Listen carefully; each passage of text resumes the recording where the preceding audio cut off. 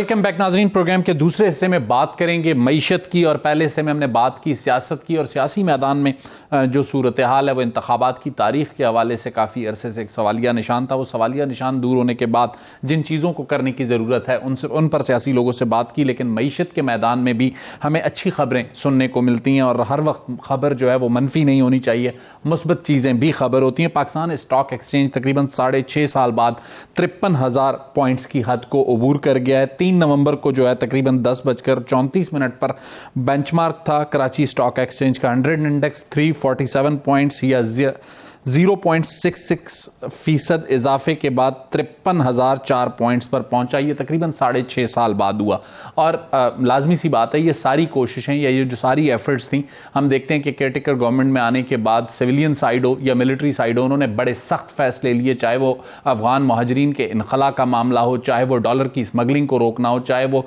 चीनी और गंदम और ईरानी डीजल की स्मगलिंग को रोकना हो। ये सारे इकदाम ऐसे थे जिन्हें सियासी हुकूमत में करना ज़रा आसान नहीं होता था, लेकिन निगरान हुकूमत चूंकि पॉलिटिकल बैगेज नहीं था केयरटेकर गवर्नमेंट का, और उन्होंने बहुत बेहतर अंदाज में फैसले लिए। न सिर्फ फैसले लिए बल्कि इन्हीं इदारों ने जो कि सियासी हुकूमतों के मातहत काम करते हैं, उन्होंने परफॉर्म भी करके दिखाया और रिजल्ट ओरिएंटेड परफॉर्म करके दिखाया। लेकिन सबसे बड़ा चैलेंज ये होगा कि इंतखाबात के बाद इस सारी जो डिसीजन मेकिंग है इसको लेकर हमें कैसे चलना है, और माशी उमूर के माहिर इस बेहतर कारकर्दगी को कैसे देखते हैं, और आगे चलने के लिए सियासी लोगों के लिए क्या चैलेंजेस होंगे। डॉक्टर फारूक सलीम हमारे साथ होंगे। डॉक्टर साहब, सबसे पहले जो पाकिस्तान स्टॉक एक्सचेंज की परफॉर्मेंस थी, या जो ओवरऑल इस वक्त हमारी इकोनॉमी की सिचुएशन है, बेहतर होती हुई नजर आती है। खासकर आलमी बैंक भी यही कहता है कि 2025 तक अगर हम इसी तरह चलते रहते हैं तो जो महंगाई की शरह है वो मौजूदा जो शरह है 29%, उससे कम होकर 17% तक जा सकती है। लेकिन ये अगले 2 साल के जो चैलेंजेस हैं उन्हें हम कैसे अबूर करेंगे, मौजूदा कारकर्दगी को आप कैसे देखते हैं, और मुस्तकबिल के लिए क्या टाइमलाइन देंगे गवर्नमेंट को? देखिए, स्टॉक मार्केट चाहे पाकिस्तान की मार्केट हो या दुनिया की कोई मार्केट हो, वो या तो इन्वेस्टर सेंटिमेंट जो जज्बात हैं सरमायाकारों के, उसके जोर पे बढ़ती है। मुझे महसूस ये हो रहा है कि चाहे वो पाकिस्तानी सरमायाकार हों या बैरूनी सरमायाकार हों, उनको नजर आ रहा है कि शायद पाकिस्तान की माशी हालात जो हैं वो बेहतर होने वाले हैं, और उस जोर के ऊपर पाकिस्तान की जो स्टॉक मार्केट है वो हमने पिछले कुछ दिनों से देखा वो बढ़ती चली जा रही। कुछ जो वजूहात बुनियादी जिनको हम कहते हैं फंडामेंटल वजूहात होती हैं, वो जो 2 बड़ी वाज़ेह तौर पे सामने नजर आई हैं। एक तो पाकिस्तान का जो ऑयल एंड गैस का सेक्टर है, और उनकी कंपनी जो पाकिस्तान स्टॉक एक्सचेंज में लिस्टेड हैं, उन्होंने बेतहाशा प्रॉफिट दिखाया है। साथ ही साथ जो बैंकिंग इंडस्ट्री है, उन्होंने मिलके कोई मजमूई प्रॉफिट जो है वो 800 से 900 अरब रुपया दिखाया है, और ये 2 सेक्टर जो हैं ये मिल के पूरी मार्केट को उठा रहे हैं। सही। 2 और वजूहात हैं जो एग्रीकल्चर सेक्टर से सामने आई हैं। कपास की जो प्रोडक्शन है वो पिछले साल के मुकाबले में तकरीबन 80% उसमें इजाफा नजर आ रहा है। कहीं 6 से 7 मिलियन बेल्स का अराइवल ऑलरेडी हो चुका है, और तवक्को ये है कि ये कहीं 10 मिलियन बेल पे जाएगा। सही। फिर पाकिस्तान की तारीख में पहली दफा कोई $3 बिलियन की राइस की एक्सपोर्ट हुई है। सही। तो पॉजिटिव फंडामेंटल्स भी हैं, और जो सेंटिमेंट्स हैं वो भी पॉजिटिव हैं, और मैं समझता हूँ कि उनके नतीजे में हम देख रहे हैं कि पाकिस्तान स्टॉक एक्सचेंज कोई 6.5-7 साल के बाद अपने हाईएस्ट पॉइंट पे पहुंची है। ठीक। डॉक्टर साहब, अगर हम इन चीज़ों को कंटिन्यू करना चाहते हैं, क्योंकि ये सवाल आपके सामने इसलिए रख रहा हूं, हम ये देखते हैं कि जब पॉलिटिकल गवर्नमेंट आती है, आप भी इकोनॉमी के माहिर हैं और जो दीगर जो मईशत के माहिर हैं, वो हमेशा ये कहते हैं कि हमारा सबसे बड़ा प्रॉब्लम यह है कि हम अपने माशी फैसलों को सियासी फैसलों के साथ जब जोड़ के करते हैं तो नुकसान होता है। आपके ख्याल में इस वक्त जो केयरटेकर गवर्नमेंट है, जिसके ऊपर पॉलिटिकल बैगेज नहीं है, उसे फैसले लेने में आसानी हो रही है? गो कि वो बहुत सख्त फैसले हैं, अवाम उससे काफी हद तक हमें मुतासिर नजर आती है, लेकिन ओवरऑल जो हमारे नंबर्स हैं या जो रिक्वायरमेंट्स हैं इंटरनेशनल स्टैंडर्ड्स पे IMF या वर्ल्ड बैंक के सामने, वहां हमारी परफॉर्मेंस बेहतर नजर आ रही है।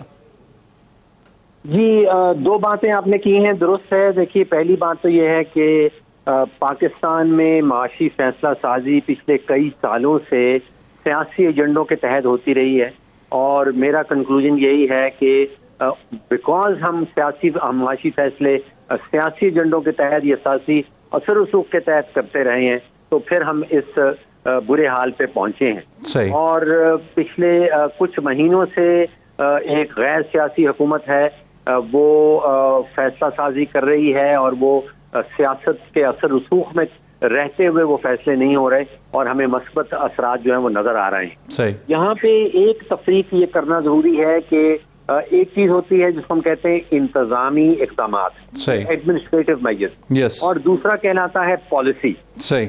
अभी तक जो कुछ हमें नजर आया है वो इंतजामी इक़दामात की शक्ल में नजर आया है। सही। अभी कोई पॉलिसी जो है ठोस किस्म की पॉलिसी सामने नहीं आई है। जितने भी मस्बत असरात आपको नजर आ रहे हैं ये सिर्फ इंतजामी इक़दामात के नतीजे में आ रहे हैं। सही। अब इंतजामी इक़दामात में का प्रॉब्लम ये होता है कि एक तो उनकी लिमिट होती है, वो एक लिमिट जब हिट कर देते हैं तो उसके बाद फिर वो इम्प्रूवमेंट खत्म हो जाती है। सही। दूसरा उनका इशू ये है कि वो सस्टेनेबल नहीं होते, वो देर पा नहीं होते। सही। अब जरूरत इस चीज की है कि इंतजामी इक़दामात से बाहर निकल के जो long term medium term policy framework है कोई ठोस किस्म की पॉलिसी सामने लाएं, वरना ये जो पॉजिटिव सेंटिमेंट है, जो पॉजिटिव डायरेक्शन है, वो देर पा नहीं होगी। सही। डॉक्टर साहब, अभी कुछ देर कबल एक वजात मसूद साहब की तहरीर गुजर रही थी नज़र से, उन्होंने एक बहुत अच्छी बात कही है कि पाकिस्तान में सियासी इस्तेहकाम हो, मंडी पर सरमायादारों का एतमाद बहाल हो, मौसमी हालात साजगार रहें और अशराफिया को मिलने वाली, इस जुमले पर जरा जोर दूंगा, अशराफिया को मिलने वाली 17.4 अरब डॉलर की तरक्याती और गैर तरक्याती मराहत पर अगर हम नजरसानी कर सकते हैं तो हम माशी क्राइसिस से निकल सकते हैं। आपके ख्याल में ये कौन से 17.4 बिलियन हैं जिनका जिक्र अंदाजन कर रहे हैं वजात मसूद साहब? जी, ये कुछ अर्सा पहले जो आलमी मालियाती इदारे हैं उनकी तरफ से एक तखमीना लगाया गया था कि पाकिस्तान की जो मईशत है वो खास मोनोपोलीज को और खास वेस्टेड इंटरेस्ट को, बड़े बड़े ग्रुप्स को कोई 17 अरब डॉलर का सब्सिडीज और ग्रांट्स दी जाती हैं। सही। ये उसकी तरफ इशारा कर रहे हैं और जो सोल्यूशन बता रहे हैं वो दुरुस्त है। वो ये बता रहे हैं कि हमें एक फंडामेंटल जो है वो तब्दीली चाहिए होगी, स्ट्रक्चरल तब्दीली चाहिए होगी जिसका मैं जिक्र कर रहा था। पॉलिसी चाहिए होगी। सिर्फ और सिर्फ इंतजामी इक़दामात के नतीजे में जो है वो देरपा असरात हमें नहीं मिलेंगे। ये सब्सिडीज और ग्रांट्स का जिक्र कर रहे हैं जो पाकिस्तान के उमरा, जो पाकिस्तान के वेस्टेड इंटरेस्ट, जो पाकिस्तान की मोनोपोलीज, जो पाकिस्तान के कार्टेल्स जो हैं वो पाकिस्तान की मईशत से एक्सट्रैक्ट कर लेते हैं। डॉक्टर साहब, जैसे आपने कहा कि एडमिनिस्ट्रेटिव मेजर्स, आपकी बात से मुझे यह तासुर मिला कि ये शॉर्ट टर्म अरेंजमेंट हो सकता है, मिड टर्म या लॉन्ग टर्म नहीं हो सकता। लेकिन अगर हम बात करते हैं मिड टर्म और लॉन्ग टर्म की, खासकर SIFC को जहन में रखते हुए, तो आपके ख्याल में जो SIFC के सेक्टर्स हैं जिनमें माइंस एंड मिनरल्स है, एग्रीकल्चर है और इंफॉर्मेशन टेक्नोलॉजी है, इनमें से किस पर अगर आने वाली जो भी हुकूमत होती है वो अगर ज्यादा फोकस करती है तो बेहतर माशी आशारिये उन्हें मिल सकते हैं? देखिए, किसी एक सेक्टर पे नहीं, ये तो मल्टी सेक्टर अप्रोच होगी और बहुत सारे सेक्टर्स को इकट्ठे हमें फोकस में रखना होगा। इसमें एग्रीकल्चर में मुझे बहुत पोटेंशियल नजर आता है। जो तखमीने जो एस्टिमेट्स हमारे सामने आए हैं, खासतौर पे वर्ल्ड बैंक के हवाले से, उनका कहना यह है कि जो गंदम का हद है हमने 27 मिलियन टन का रखा है, पाकिस्तान में जो पोटेंशियल है वो 80 मिलियन टन का है। एक्सपोर्ट के हवाले से वर्ल्ड बैंक की फिगर्स कहती हैं कि अभी हमारा जो एक्सपोर्ट है वो 30-31 अरब डॉलर पे है, जो पोटेंशियल है वो कहीं 88 अरब डॉलर की है। तो एग्रीकल्चर सेक्टर है, एक्सपोर्ट सेक्टर है, IT सेक्टर के अंदर बहुत सारा जो है वो पोटेंशियल नजर आता है। डॉक्टर साहब, एक चीज जो आपसे चाहूंगा कि आखिरी एक आध मिनट है और अगर आप उसे ब्रीफली और समराइज कर सकें, जो आप भी पॉइंट उठाते हैं, मैंने सवाल भी उठाया था कि जो हमारे माशी फैसले हैं उन्हें हम सियासी फैसलों से दूर कैसे कर सकते हैं, उसके लिए क्या एक मैकेनिज्म हो जो मिनिस्ट्री ऑफ फाइनेंस को बनाने की जरूरत हो, या अगले जो भी वजीर आजम पाकिस्तान जो भी मुंतखब होते हैं उन्हें आप क्या मशवरा देंगे, वो कैसे अलग कर सकते हैं माशी फैसलों को सियासी फैसलों से? देखिए, पिछले 50 साल की माशी तारीख गवाह है, ममालिक हमारे सामने हैं और वो बेशुमार ममालिक हैं। उनमें साउथ कोरिया है, ताइवान है, मलेशिया है, वियतनाम सामने आता है। जो डेवलप्ड कंट्रीज हैं उनमें जर्मनी, कनाडा, बेतहाशा ममालिक ने जो अपनी माशी पॉलिसी साजी है उसको सियासी असर रसूख से निकाल दिया है। सही। हमारे करीब जो ममालिक हैं उनमें यूनाइटेड अरब एमिरेट्स है, सऊदी अरेबिया बड़ी हद तक है। डॉक्टर साहब 30 सेकंड्स में हम कैसे उसे अलग कर सकते हैं सियासी फैसलों से मईशत को, अगर 30 सेकंड में प्रिसाइज कर सकें?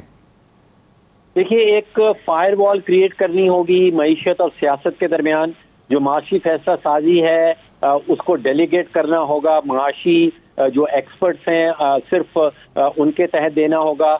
जो भी फैसला साजी मईशत के हवाले से करनी है वो डेटा के बेस के ऊपर होगी, वो एविडेंस के बेस के ऊपर करनी होगी, वो सियासत और सियासी फायदों के नतीजे फायदा देखते हुए से उसको अलग करना होगा। डॉक्टर फारूक सलीम साहब, आपका बहुत बहुत शुक्रिया। नाजरीन, जब हम देखते हैं पाकिस्तान अपने ट्रैक पर आने लगता है तो दूसरी तरफ पाकिस्तान में जो एक दहशतगर्दी का जैन है वो बोतल से बाहर आ जाता है, और उसके लिए हम देखते हैं कि बलूचिस्तान में चाहे पसनी हो या फिर जो है मियाँ वाली का इलाका हो या फिर KPK में DI खान का इलाका हो, वहाँ पर दहशतगर्द फ़ाल होते हैं। ये सारी वजूहात क्या हैं? क्या इनकी कनेक्टिविटी हालिया इंतखाबात के जो ऐलान है उसमें जब पॉलिटिकल स्टेबिलिटी की बात आती है तो दुश्मन एक्टिवेट हुआ है, या फिर जो अफगान महाजरीन के खिलाफ क्रैकडाउन हो रहा है जिससे बहुत से लोग मुतासर हो रहे हैं, बहुत से यहाँ बैठे लोग मुतासर हो रहे हैं, बहुत से वहाँ बैठे लोग मुतासर हो रहे हैं, तो वो ये सब कुछ कर रहे हैं। ब्रेक के बाद ज़रा बात करेंगे हालिया जो दहशतगर्दी की लहर है उस पर, उसके असरात पर, और उसे कैसे कट डाउन करने की ज़रूरत है। हमारे साथ होंगे माहिरीन। लेते हैं एक छोटी सी ब्रेक।